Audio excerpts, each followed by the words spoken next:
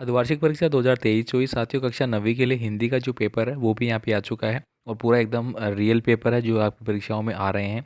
तो फटाफट से इन प्रश्नों को हम देख लेते हैं, ताकि जिन जिलों में अभी तक हिंदी का पेपर नहीं हुआ है तो आप यहाँ पे देख लेना भाई, इनमें से आपके बहुत सारे प्रश्न एग्जाम में मिल जाएंगे। तो चलिए दोस्तों, वीडियो स्टार्ट करते हैं। वीडियो स्टार्ट करने से पहले आपसे रिक्वेस्ट है, अगर आप चैनल पर नए हैं तो प्लीज़ चैनल को सब्सक्राइब कर लेना। बाकी कक्षा 9वीं के लिए, कक्षा 8वीं, कक्षा 5वीं और कक्षा 10वीं के लिए अलग से वार्षिक परीक्षाओं के लिए बोर्ड के लिए जो ग्रुप है वो बना दिया है व्हाट्सअप का। लिंक आपको डिस्क्रिप्शन बॉक्स में मिल जाएगा, जहाँ पे आप अपनी रिक्वेस्ट भेज देना, ताकि हम वार्षिक परीक्षाओं में भी साथ रह के एक दूसरे की हेल्प ले सकेंगे। तो चलिए अपन यहाँ पे स्टार्ट करते हैं। पहला क्वेश्चन आपका खंड ए आपको दिया गया है, जिसमें कि आपको अपठित गद्यांश दिया गया है। इसको पढ़कर आपको प्रश्नों के आंसर देने हैं। यहाँ पे आपको पूछा जा रहा है, नियमों तथा विधियों की पालन को अनुशासन कहा जाता है। अनुशासन की कसौटी है स्वयं शासन का, अर्थात बिना किसी दबाव व भय के सहज रूप से नियमों की पालना करना। तो कुल मिला के ये जो पैसेज आपको दिखाई दे रहा है, इसमें अनुशासन की बात करी गई है। ठीक है, किसकी बात की गई है? अनुशासन की। तो ये आपको पढ़ लेना है भाई। जो भी पैराग्राफ होंगे वो तो आप अच्छे से पढ़ लेंगे और उनका आंसर आप देख लेंगे। तो यहाँ पे देखिए, यहाँ पे लगाया भी गया है आंसर। उपयुक्त गद्यांश का उचित शीर्षक क्या होगा? अनुशासन, अनुशासन का आदर्श, अनुशासन और लोकमंगल, अनुशासन और आत्मसम्मान। तो जब आप इसको पढ़ेंगे तो आपको समझ में आ जाएगा क्या आंसर होगा। अनुशासन का आशय क्या है? तो पहले ही लाइनों में ये हमने पढ़ लिया है कि अनुशासन का जो आशय है वो किस लिए से लिया गया है। इसके बाद देखिए, अनुशासन द्वारा व्यक्ति मूल्यों को करता है। तो ये सारी चीज़ें दोस्तों आपको यहाँ पे मिल जाएगी। ठीक है। ये देखिए यहाँ पे लिखा गया है, जो अनुशासन में रहना जानता हो उसके मूल्यों को पहचानता हो। अनुशासित व्यक्ति अपने आचरण से मूल्यों को व्यवहार में डालकर आदर्श प्रस्तुत करता है। उसे आत्म संयम से इस बात का ध्यान रहता है। तो देखिए, यहाँ पे सारी चीज़ों का आंसर आपको मिल जाता है। बहुत इजी जो पैसेज है वो आपको यहाँ पे दिया गया है, जो कि आराम से आप इसको कर पाएंगे। ठीक है, तो ये तो हो गया पहला प्रश्न, जिसके गद्यांश के प्रश्न आपको लिखने हैं। इसके बाद देखिए नेक्स्ट प्रश्न देख लेते हैं। नेक्स्ट प्रश्न, इसमें आपको निम्नलिखित अपठित काव्यांश दिया जाएगा। ठीक है, इसको पढ़ना है, मतलब एक प्रकार की कविता दी जाएगी जिसको पढ़ के आपको प्रश्नों के आंसर देने हैं। है निश्चित किस जगह पर शीरीष गिरी महर मिलेंगे, है निश्चित किस जगह पर बाग बन सुंदर मिलेंगे, किस जगह यात्रा खत्म हो जाएगी, यह भी अनिश्चित है। मतलब हरिवंश राय की जो कविता है, बाट के बटोही चलने से पूर्व, मतलब बाट की पहचान कर ले, वो वाली कविता आपको दी गई है। तो ये कविता बहुत बार एग्जामों में पूछी गई है, तो आपको तो आती ही होगी बहुत अच्छे से। तो यहाँ पे देखिए, उपयुक्त काव्यांश का उचित शीर्षक क्या होगा? तो यहाँ पे दोस्तों क्या है? बाट की पहचान करना। ठीक है, इसके बाद देखिए, बाग वन सुंदर मिलेंगे में बाग एवं वन किसके प्रतीक है? तो दोस्तों, बाग तो आपके सुख के और वन है आपके दुख के। तो यहाँ पे सुखदायक परिस्थितियाँ, दुखदायक परिस्थितियाँ, हरियाली से युक्त पवन, इनमें से कोई नहीं। तो बाग वन सुंदर मिलेंगे। तो यहाँ पे दोस्तों सुखदायी परिस्थितियाँ हो सकती है दुख। तो इस प्रश्न में देखिए वापस से पढ़ना पड़ेगा भाई इसको। तो देखिए, है निश्चित किस जगह पर बाग वन सुंदर मिलेंगे। ठीक है, मतलब बाग वन सुंदर मिल रहे हैं ना यहाँ पे, तो ये एक प्रकार से सुखदायी परिस्थितियाँ हैं। किस जगह यात्रा खत्म हो जाएगी, पंक्तियों में किस यात्रा की चर्चा की गई है? तो यहाँ पे तीर्थ स्थल पर जाने की, जीवन पथ पर चलने की, मंजिल पर पहुँचने की, उपवन पे पहुँचने की। तो दोस्तों, किस जगह यात्रा खत्म हो जाए, मतलब जीवन पथ की चलने की, मतलब कब हमारा अंत हो जाए हमें पता नहीं है, जीवन के पथ पे हमारा कब अंत हो जाए। तो ये बात यहाँ पे कही गई है। ऐसी आन कर ले, कवि ऐसी आन की बात कर रहा है। तो जीवन पथ की अग्रसर होने की, परिस्थितियों से न घबराने की, सदैव आगे बढ़ने की, उपयुक्त सभी। तो यहाँ पे उपयुक्त सभी है, वो सभी चीज़ें इसमें शामिल की गई है।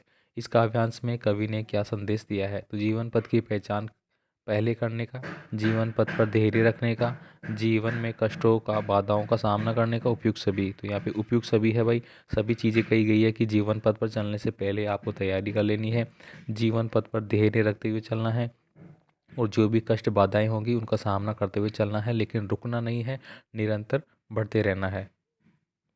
आगे देखिए, यहाँ पे नेक्स्ट क्वेश्चन आपको रिक्त स्थान दिए गए हैं। अत्यधिक शब्द में उपसर्ग है, तो दोस्तों इसमें हो जाएगा आपका अति उपसर्ग। ठीक है, पारिसरिक शब्द में प्रत्यय है, तो पारिसरिक में हो जाएगा इक प्रत्यय। इसके बाद देखिए, वे शब्दांश जो धातु अथवा क्रिया के अंत में जुड़ते हैं उन्हें हम क्या कहते हैं? तो अंत में जो जुड़ेंगे और वो अपन बोलेंगे तदित। अग्नि शब्द का पर्यायवाची, तो यहाँ पे अग्नि शब्द जो दिया गया है इसका पर्यायवाची बताना है आपको। तो अग्नि का आग, अनल वगैरह हो जाता है। जन्म का विलोम शब्द आपको लिखना है। जन्म का मतलब विलोम शब्द आप क्या लिखेंगे? मरण। जीवन एक भाग है, तो जीवन एक भाग है, किस चीज़ का भाग है? नेक्स्ट प्रश्न दोस्तों, यहाँ पे जन्म का विलोम शब्द बताना था आपको, जो कि हो जाएगा मरण। इसके बाद देखिए जीवन एक भाग है, तो जीवन किस चीज़ का एक भाग कहलाता है? अवस्था का या फिर आयु का। इसके बाद देखिए निम्नलिखित अति लघुतात्मक प्रश्नों के उत्तर आपको देने हैं। उपसर्ग किसे कहते हैं? परिभाषा लिखते हुए आपको भेद बताने हैं। तो यहाँ पे देखिए बहुत शोर मचाना अर्थ को प्रकट करने वाला मुहावरा कौन सा होगा? इसके बाद देखिए निम्नलिखित मुहावरों का आपको अर्थ लिखना है। अक्ल का दुश्मन होना, उल्टी गंगा बहाना। इसके बाद देखिए निम्नलिखित सुश्रित भिन्नात्मक शब्दों के अर्थ आपको लिखने हैं। अस्त्र आपको दिया गया है और शस्त्र, तो इनका बताना है भाई, अस्त्र क्या होते हैं, शस्त्र क्या होते हैं। इसके बाद देखिए पवन और पावन, इनका आपको बताना है। पवन हवा हो गई, पावन आपका पत्थर हो गया, ठीक है। इसके बाद देखिए यहाँ पे खंड ब आपको दिया गया है। निम्नलिखित पद्यांश में से किसी एक पद्यांश को संबंधित प्रश्नों के उत्तर आपको देने हैं, मतलब दो दिए जाएंगे आपको, किसी एक का आपको क्या करना है, पढ़ना है और संबंधित प्रश्नों के आंसर आपको देना है। मानुस हो तो वही रसकानी, बसो ब्रज गोकुल गांव के ग्वारन। यानी कि यहाँ पे एक तो वो दिया गया है जो ब्रजवासी थे, जो कि कृष्ण जी के भक्त थे और जो वहाँ के रहने की बातें कर रहे थे, ठीक है। इनके प्रश्न यहाँ पे पूछे गए हैं। नेक्स्ट आपको दिया गया है बालू के सांपों से अंकित गंगा की सतरंगी रेती, सुंदर लगती सरपत छाई, तट पर तरबूजों की खेती। तो ये आपको पढ़ना है। दोनों में से आपको कोई भी एक करना है और इनके प्रश्नों के आंसर आपको देने हैं। तो फटाफट आप इनको देख लेना भाई, रट लेना इन चीज़ों को। और भी आपने पढ़ रखा होगा तो सबको एक बार मिलान कर लेना भाई, याद कर लेना।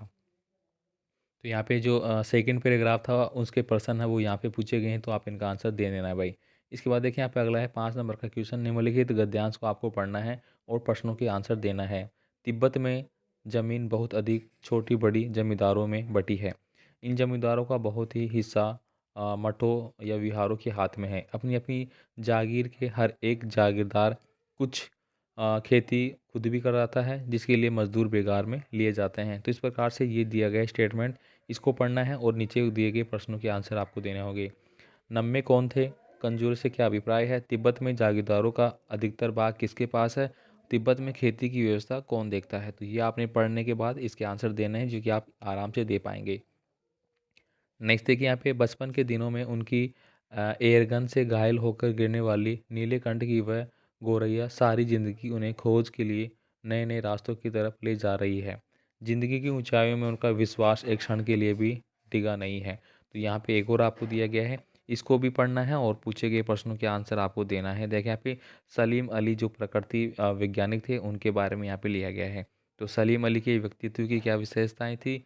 किस घटना ने सलीम अली को पक्षी प्रेमी बना दिया था? क्या लक्ष्य की ऊंचाई व्यक्ति को डिगा सकती है? स्पष्ट करना है। लॉरेंस और सालिम में क्या समानता थी? तो ये आपको बताना है, ठीक है। चलिए आगे के प्रश्नों को हम फटाफट देख लेते हैं।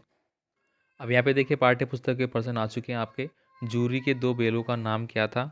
हीरा मोती जो भी थे, और वो किस जाति के थे? उपभोक्ता संरक्षित के कारण हम किसी दास्ता स्वीकार किए जा रहे हैं। कवित्री लदगत सिंह अपनी कविता में रस्सी किसके लिए प्रयुक्त किया है और वह कैसी है?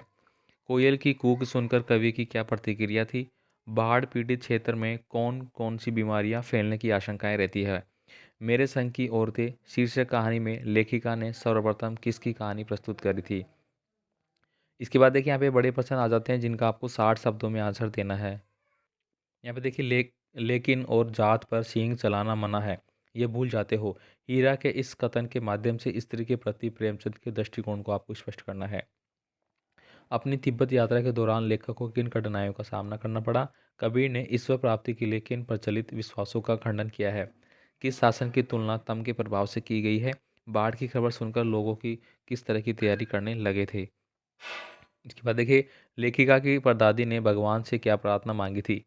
और क्यों चौक ने आज की उपभोक्ता संस्कृति हमारे रीति रिवाजों और त्योहारों को किस प्रकार प्रभावित कर रही है? स्वतंत्रता सहज में नहीं मिलती है, इसके लिए संघर्ष करना पड़ता है। दो बेलों की जो कथा है उसके आधार पे आपको बताना होगा। इसके बाद देखिए आकाशवाणी से बाढ़ का समाचार सुनकर लोगों की क्या प्रतिक्रिया हुई? अंत में देखिए आपको निबंधात्मक प्रश्न दिए गए हैं जिनमें कि आपको किसी एक विषय पर निबंध लिखना होगा। या तो आप भ्रष्टाचार पे लिख सकते हैं, मोबाइल फ़ोन वरदान अभिशाप पे लिख सकते हैं, जल संरक्षण पे लिख सकते हैं, या फिर मूल्यवर्धी एक ज्वलंत समस्या पे लिख सकते हैं। स्वयं को राजकीय उच्च माध्यमिक विद्यालय लिमंडी की कक्षा 9 की छात्रा परी यादव मानकर शैक्षिक भ्रमण की अनुमति के लिए प्रधानाध्यापक को प्रार्थना पत्र आपको लिखना है। आपका मित्र माध्यमिक शिक्षा बोर्ड परीक्षा में प्रथम आया है, उसे बधाई पत्र देते हुए सवाल लिखना है। तो या तो एप्लीकेशन लिख देना या फिर आपको एक पत्र लिखना है। और लास्ट का प्रश्न, आपके विद्यालय में वार्षिक उत्सव का आयोजन किया गया है, उस पर लगभग 100 शब्दों में एक प्रतिवेदन आपको लिखना है। तो यहाँ पे दोस्तों कक्षा 9 के लिए पूरा हिंदी का पेपर है वो बता दिया है। इसके अलावा सामाजिक विज्ञान का पेपर, विज्ञान का पेपर, स्वास्थ्य शारीरिक शिक्षा का पेपर, संस्कृत के पेपर, सारे पेपर दोस्तों ऑलरेडी अपलोड किए गए हैं, तो आप चैनल पे जाके उनको देख सकते हैं।